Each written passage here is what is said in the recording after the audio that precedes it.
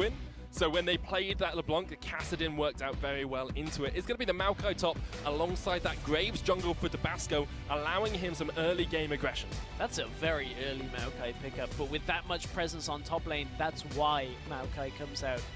You've basically taken away a lot of the tank matchups with the Shen not being available. We've got the Camille, the Jace, the carry matchups that aren't Rumble taken away from them too. And like the Graves, farm-based jungler.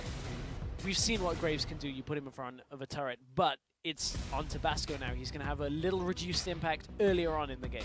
That he is. Kaire now has the Kha'Zix as well, so he'll be looking to try and do quite a lot. I've actually got a note in my notes here that says, I want to see more from Kaire in the early game, so I'm quite happy that he's picked up the Kha'Zix here. He's been playing a lot more Rek'Sai, which is much more of a utility jungler. I like these aggressive junglers, especially with the priority that's put on watching out the enemy jungler and spotting them out as they play their early game through.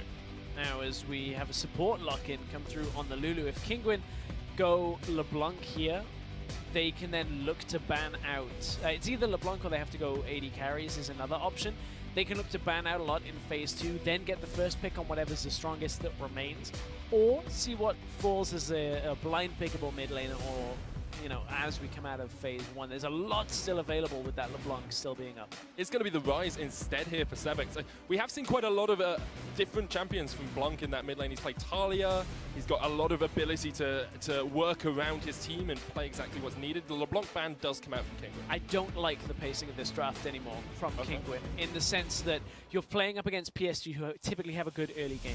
You've got a mostly losing top laner who basically doesn't win most matchups. You've got a patiently waiting and farming jungler, a patient mid laner who needs time to play. You've lost out on the AD carry trade. Now you don't get a Sivir to go alongside it. Where is your early game?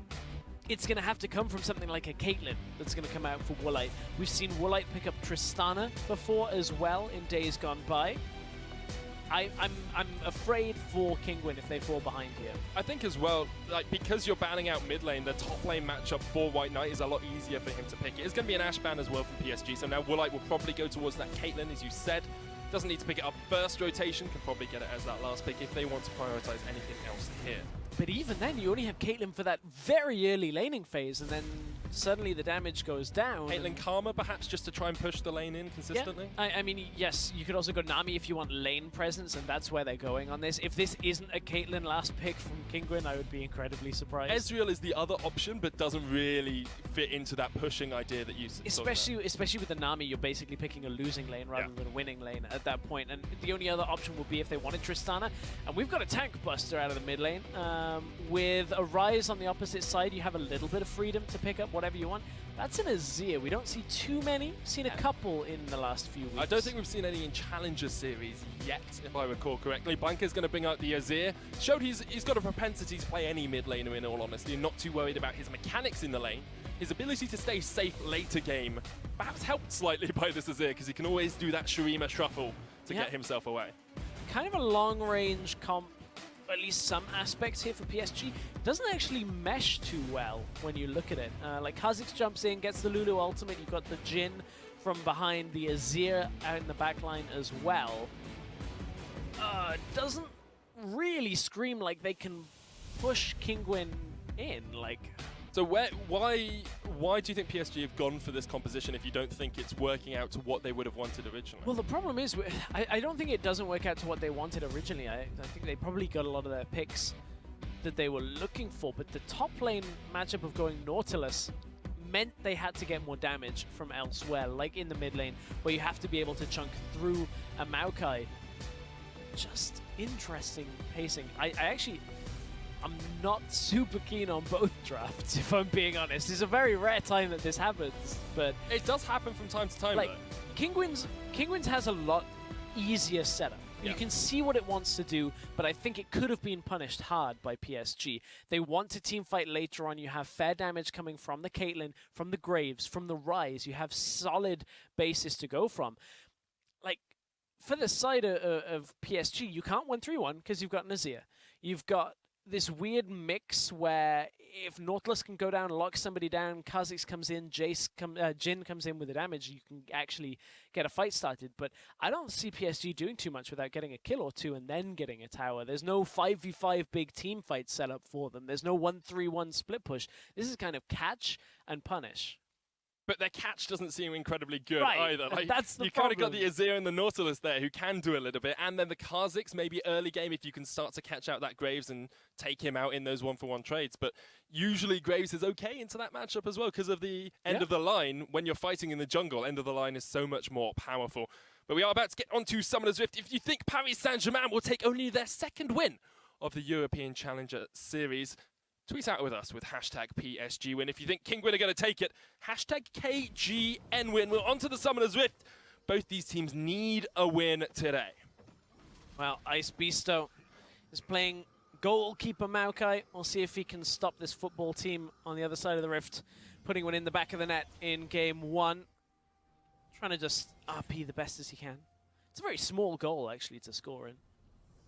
I don't know, man. We'll see whether White Knight can kind of use the anchor. And I think the ball is probably bigger than the goal. That's golf. That's not football. So, a mixture of sports in the top lane for us here. Golfer Nautilus has to be a skin at some point. Can you please suggest that to the team? Golf is now an Olympic sport as well, so in an Olympic year, can put that on. But yes, early game jungle priority is what we tend to see from teams these games. And it's interesting that you say PSG haven't really set up this composition as well as we would have liked, because although their late game has been weak, their mid game hasn't been incredible, their early game tends to have been strong, and their draft has been pretty consistently good across the last few weeks. So it's strange to see them starting to falter on something we would have praised them for in weeks gone by. And I kind of want to maybe clarify some of the discussion on draft. I think that's important because it was a confusing discussion. It was. It Everything was all bit. over the place. Yeah, and that's the problem with PSG is it is a little all over the place. I think that they have picks that can work, but certainly when you look at the meta, this isn't 5 champions that are exceptionally strong. I mean, yes, Kha'Zix, yes, Jin, but then the Azir comes out for Blanc, and I really have to see whether he can punish Sebex.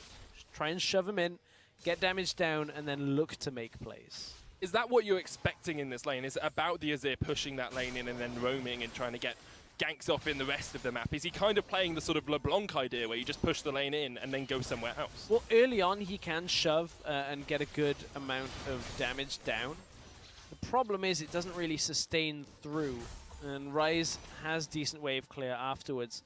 So that is the very early laning phase for Blanc. You can see he's already at level 2 here, looking to push through.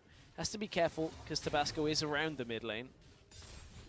Tabasco is actually not just around the mid lane. He's potentially looking for a red buff steal, trying to get some of that trades. In fact, it's a mid lane gank very early on from Tabasco. Blanc has got cleanse. The slow comes out. There is the flash away straight away. End of the line down. And Blanc will get himself out. But now, lower mobility because he has to burn that summoner. And Kairi did a full jungle clear topside, which means that he wasn't able to counter gank or get anything out of that. Yeah, that's a good play early on to get down into mid lane, get that flash from Blanc. I'm looking at bot lane at the same time. You can see Talor tries to trade. It's been very aggressive. Ooh, that was close as well. A whisper from that deadly flourish. And now, Pilot actually tends to have quite strong lanes alongside Spartel. He has the highest CS difference of any AD carry in the league at 15 minutes. Tends to win out his lane. It's one of the stronger lanes that we've seen from Paris Saint-Germain, whereas Woolite and D-Lord tend to struggle a little bit, in all honesty, below average across the board. This lane matchup, though, should be in favor of Caitlyn Nami. Very difficult to out-trade them. Once you have that Tidecaller's Blessing come through on Caitlyn, you just get extra damage. If you can land a headshot, just kind of takes 300 health off. No real way of surviving through that. And, of course, the sustain that Delord has, you saw just how much health you got back there. So, as good as Pilot's laning phase has been, the matchup in this game is going against him. Have to see if he can perhaps keep even then and stop that losing matchup from causing him too much harm later on. Tabasco once again stepping forward, getting some vision down here. Not going to pop the Scryer's Bloom and give away his position because he wants a gank on Blanc, who's still does not have that flash. Yeah, but he will, however, have the shifting sands to get away if he feels like he's in trouble. There it does, comes through, gets the cleanse though. Yeah, Sebek's using Ghost to get the cleanse. Perhaps Blanc just being respectful there of the possibility Tabasco was around the corner. And he's playing around top side here. Blanc had the ward, so they would have been able to spot Tabasco if it had come top side. Knows that as long as he hugs that wall, can use that shifting sands very effectively. I have to admit, I really like Azir's ability names. I think that's some of the best named abilities in the game. Ice Beast still getting traded in here by White Knight. Ooh, not going to get taken out, but interesting matchup here, because usually you'd expect it just to be a tank into a tank. White Knight's just pushing behind the lane here, but Ice Beasto's really getting shoved out of this one. Yeah, typically Nautilus is able to push thanks to Riptide. Very effectively pushes through the minions. Normally, Maokai can sustain through a lot of the damage, but Ice Beasto looks like he took a poor trade after not having any corrupting potion stacks left, and White Knight used his to heal himself back up. Tabasco's around, but I believe they just spotted him. A ping went down onto those Krugs. A lot of that's to do with the wards where they've caught out vision on Tabasco recently. Again, they know he can only really be topside in Krugs if he is farming. With the rise of aggressive junglers, we're seeing so much more impetus put on tracking your enemy jungler, knowing exactly where they're going to be. It's always been important, of course, but when it used to be junglers would farm up to the later game and then come in for the ganks, didn't matter as much. Now that junglers give a huge damage burst and can really change a fight in a matter of seconds, we see so much more about getting vision deep into the enemy jungle. D-Lord caught out, Pilot flashes in, into the bubble, exhaust down, Woolite gets a headshot and pushes Pilot back. Good trade in response there, didn't even get the flash out of D-Lord, and Pilot was the one that went aggressively there. I want to kind of follow on from what you were talking about of tracking junglers and how that affects the pace of the game.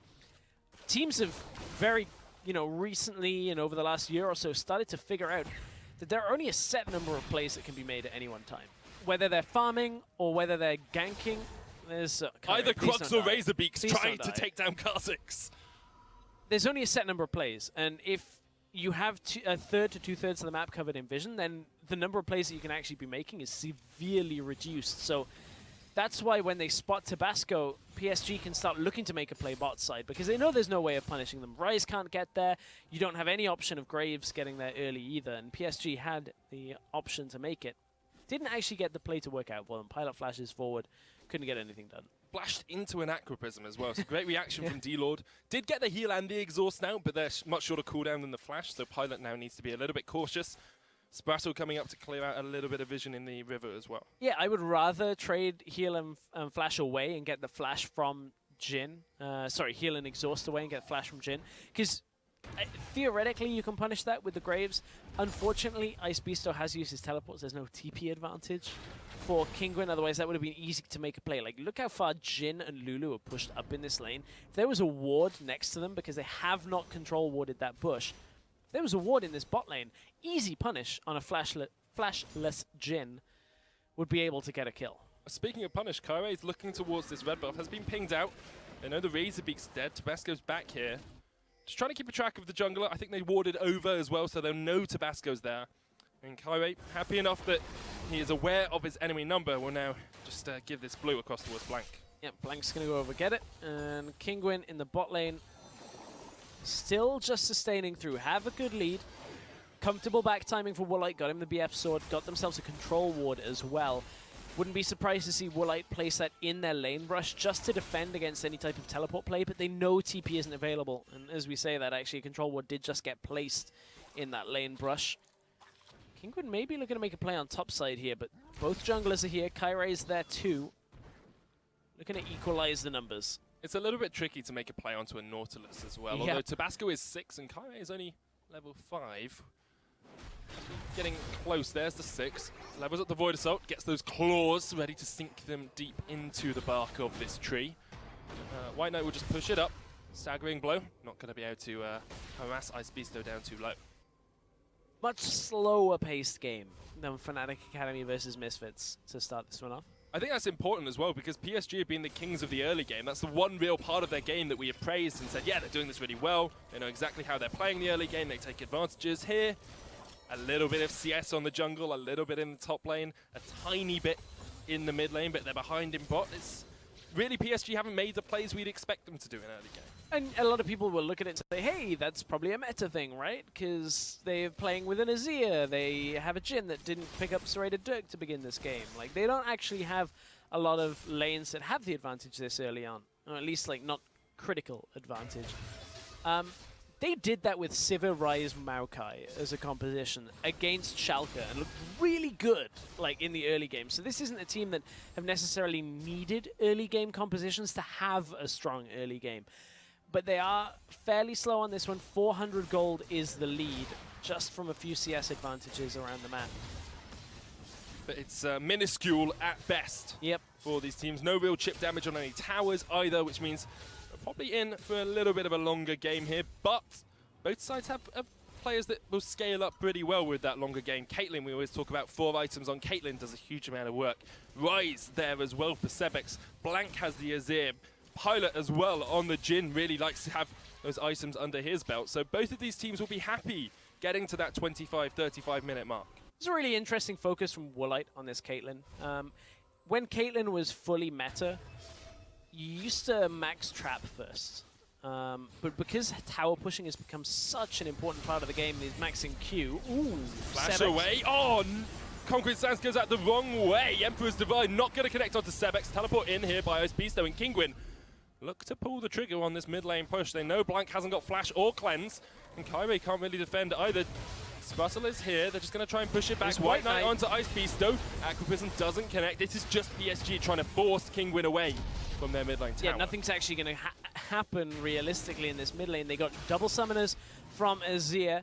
Flash was used from Sebex to avoid the gank, and teleport out from Ice Beasto. So a lot committed with no real gain for either team. Woolite just really pushing in the bottom lane. The only gain you could say is Ice Beasto doesn't have that TP. Woolite has to flash away, but the Cursor Call comes down, and Woolite has been caught out here. D-Lord tries to heal him up. The final shot does not connect as D-Lord got in the place. Yeah, flashes in front of him just to save his life. Woolite nearly punished for pushing out heavily in the bot lane, but was enough from that Nami being there to keep him alive. We go back to the tanks in the top lane. Still 400 gold as well. For a second it was about 200, now it's still at that 400 mark. PSG will be... I want to just come back to this early game versus mid game versus late game point, because sure, there's been a lot of talk this week, and I think Weldon from G2 released a video saying, as a team, you have limited time to practice, and you have to decide what you're going to practice on. So he says G2 recently been practicing a lot on their late game decision making, because the early game, you always get to 30 minutes in a game, or you should if you're a strong enough team. And PSG might say, look, our early game's fine. Let's practice our late game for an entire week. And now we see perhaps the early game's lost a little bit of its impetus, lost a bit of its flair, of its pizzazz. But it could be that they're happy enough with their late game. They're just waiting it out. That's fair. What I would say to that is, like, Challenger has a very specific set of, like, kind of like practice differences to LCS. There are almost no Challenger teams that do everything right between minute 1 and 30. And, like, I think if you were a team that went, hey, we're just going to focus on late game, you're probably going to lose a bunch of games before then. Emperor's Divide comes out, Sebex caught out, and there's the kill for Blanc. Snipes him away. Finally, we see this type of play out of PSG where they're going for that one pick-off into now a tower push. This is what we were talking about. They don't have a team fight comp so much. They don't have any kind of sieging or 1-3-1 setup, but they can pick someone off and they can punish them when they're out of position, and that was exactly what they were trying to do. Kinguin now trying to do similar thing on the bottom, but they don't really have enough damage up front. Pilot had to use the heal to get away, but there's a teleport coming in behind them now, and D-Lord and Woolite caught out, no summoners, knocked up. Woolite the target, the curtain call comes down, D-Lord tags up a couple, and there is the double in the bot lane. PSG react and take out the kills. Finally, PSG use their teleport advantage. As soon as they make one play, a second one comes through right after. It's the teleport into the bot lane from the Nautilus, lands a beautiful depth charge onto two autos. You know, apply the staggering blows onto both members, and between Pilot and White Knight, they get a double kill in the bot lane. One of them went over to Sprattle, and this is how you started this off. Kinguin were chasing onto Pilot. You're a Nami, you're a Caitlyn. That's not going to happen. They don't respect the minion wave behind them, And watch this out of White Knight. Double knockup, one auto. Second auto comes through onto D-Lord. I actually didn't auto him. He was just auto attacking Woolite. I figured he would have like spread the staggering blows around. Didn't really need to do it. Even with the tidal wave coming out, they're still able to get the curtain call shots raining down. And actually, all of that play comes back to when Kinguin decided to teleport in for that mid lane tower because Icebeasto didn't have teleport to react. It made it a very safe play for PSG, and now they rotate their bot lane up top and they can look for their second tower. It's almost like PSG were listening to the stream. Obviously they're not, but we were saying early game's been a little bit weak. What are you doing, PSG? Waiting for the late game. 13 minutes in, they're 3,000 gold ahead, and they have that first tower. On the plus side, we run in fair delay. Yeah, we have a big enough delay that it doesn't really matter. That would have happened way before that, so nothing to worry about on that front. But now they want to go in. White Knight does get knocked up. Yeah, Kyrie gets exhausted as well. We'll be able to get out, but that's a summoner burnt. And it's only just come back off cooldown as well. And teleport advantage is one of those concepts that this is what I mean about challenger teams is TP advantage is a concept top laners and teams should be very aware of because it's been this way for nearly 3 years. If you don't have teleport and the enemy team does, don't make a play on the other side of the map. That's how that goes, time and time again. PSG, however, on the back foot of that tower push, it wasn't the first towers going down, 1-for-1 trade overall. Blank now has that Nash's Tooth in the mid lane as well. A lot of ages stacking up for Sebex. It's a lane that's been relatively quiet apart from that kill that Blank got earlier on. Surprisingly so. PSG looking to try and steal away this Mountain Drake. Casing the hole will come down. Woolite's quite low on mana here. Tabasco's still there, and here comes Blank as well. They might look for this. Aqua Prism doesn't connect. 7,000 HP. The curtain call opens up. Tabasco there, and the dragon will go down. Mountain Drake used. There's the TP in as well. Tidal wave knocks them back.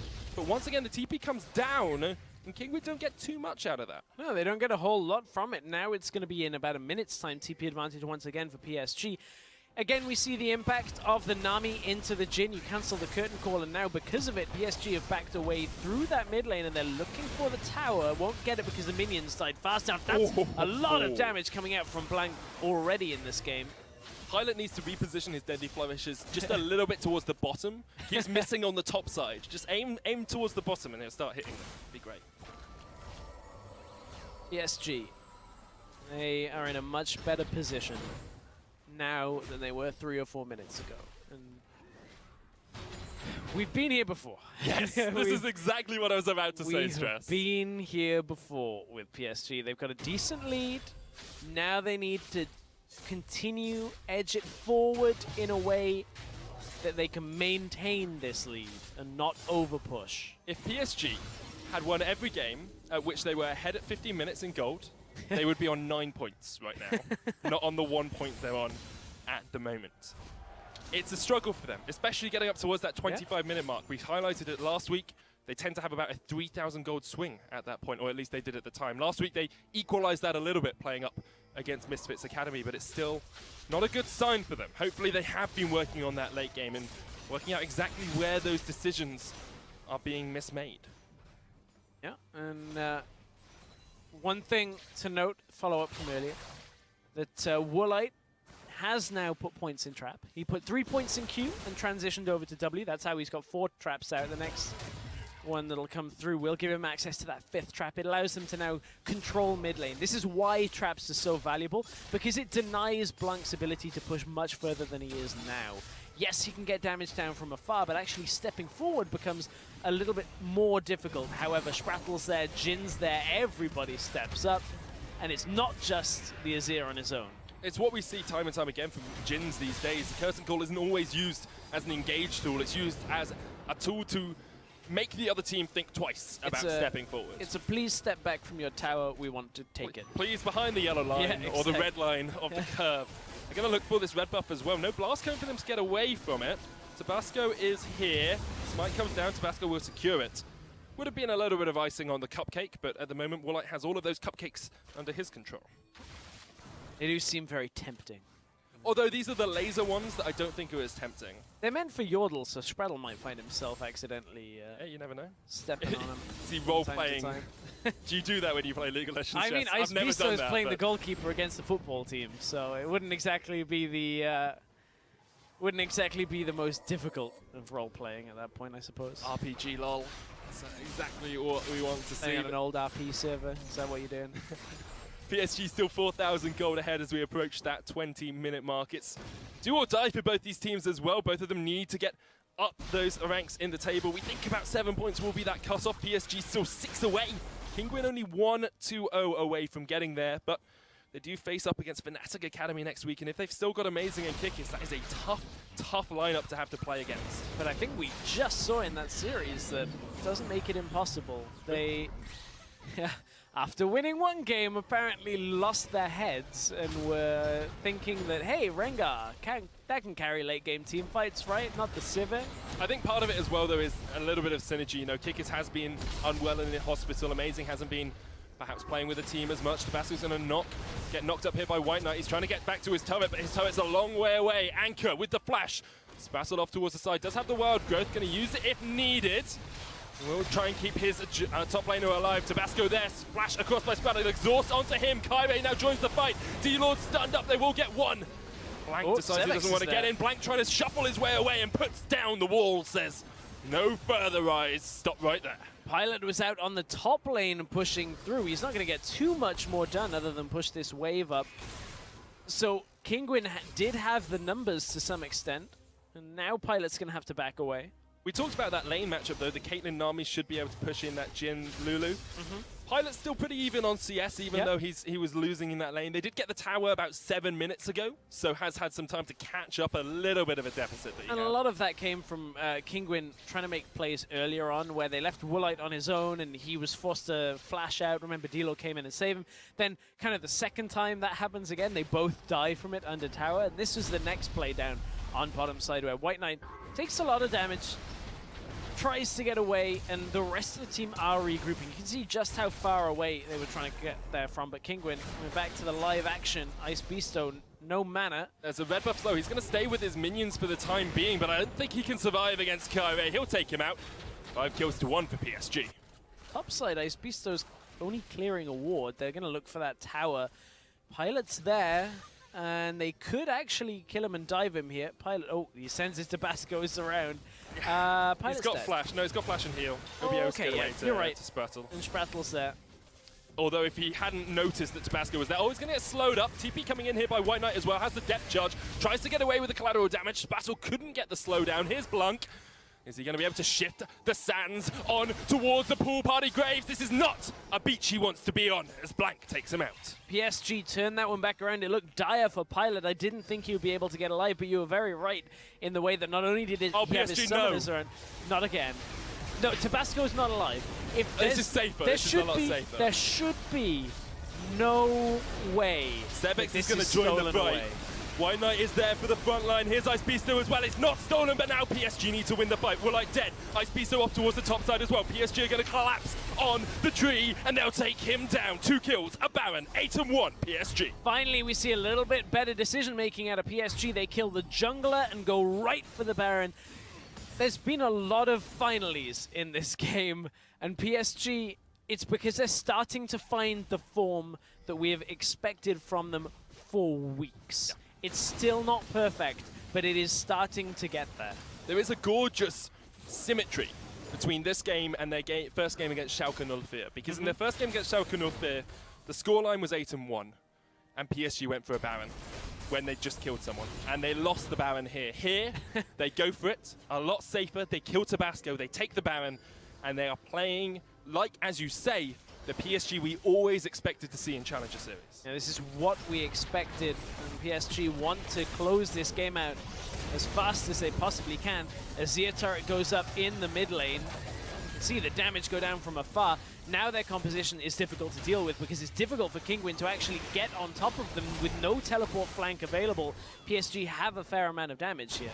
How do you step up into a Rylai's Azir with the Nash's Tooth? How do you step up into White Knight with the Titan's Wrath? How do you step up towards Kyrie, who can always just jump on your face and sink in the claws? It's a dangerous game that Kinguin begin to play, and PSG are happy just to push them back underneath their turret. However, they do have Caitlyn there to set up that line of traps and try and anti-siege. But that's only going to work in one lane, and look what Sprattle's picked up. Banner of Command for one of the other lanes. You've got a Maokai, you've got a Rise, now you've got Baroned up minions, you've got The bannered up minion. Ice Beasto Beasto. hooks back, the cursor call comes down, and there's a triple knockup with the depth charge. PSG only want the tower for now. Kinguin retreats, Sebex called out, White Knight doesn't land the anchor because Sebex flashes away, but PSG will continue this relentless aggression towards the turrets of Kinguin. Look, the banner minion is still there. Now they loop over to mid lane. Maybe it's a fake here. They're trying to catch out Woolite.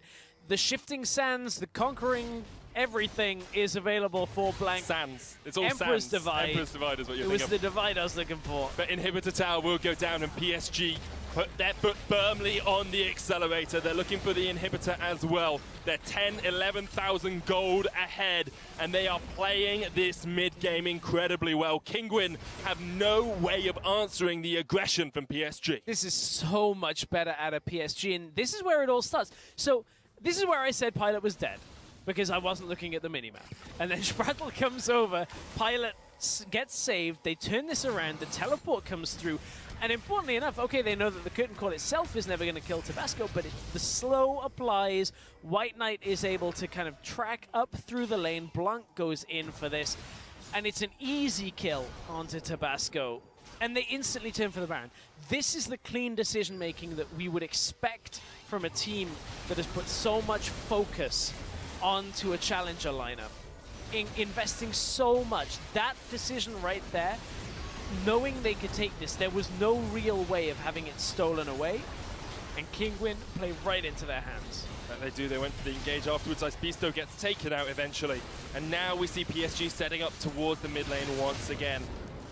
Wait, curtain call opens up already. A kill onto Woolite, just got melted. Didn't even see that one coming. And Pretty now sure it was just a W from Jhin mixed with maybe an Azir soldier attack. Whew. I was looking up to see how the super minions were doing in the top lane because Ice Beasto was pushing them in. Kinguin are going for a flank here. Ice Beasto says not the situation you want to be in. Well, you haven't got an AD carry, so I don't know really how you're intending to output that much damage in this fight. Okay, you've got Graves, but Ice Beasto TP's in on the flank in order to deep push bot lane while the rest of the team is taking mid. Like, PSG are just getting too much from this.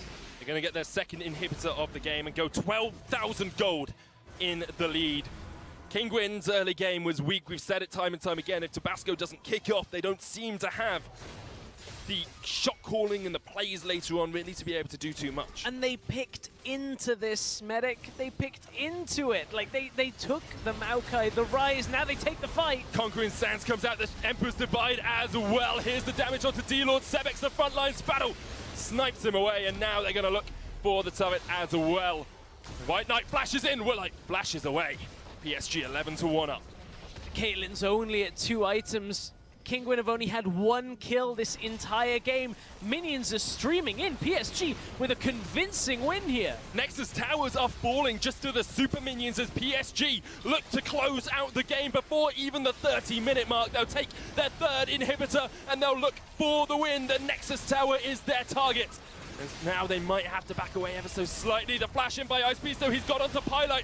The Wild Growth comes down and White Knight and Blank just take away Woolite. Ice Beasto, because nothing he can do. Although he does kill Kyrie, he will fall. The snipes onto D-Lord, he just about flashes onto Fountain. PSG looking for that second Nexus tower, but Sebex is somehow back alive. I think this will be the Nexus as PSG look for only their second win in the European Challenger Series. They will not quite get it yet as Tabasco flashes in. He's exhausted. Blanca's unstoppable, as are PSG. They'll take the Nexus and they'll go 1-0 over Kinguin. That was so much better out of PSG when it comes to decisions to close the game than we've seen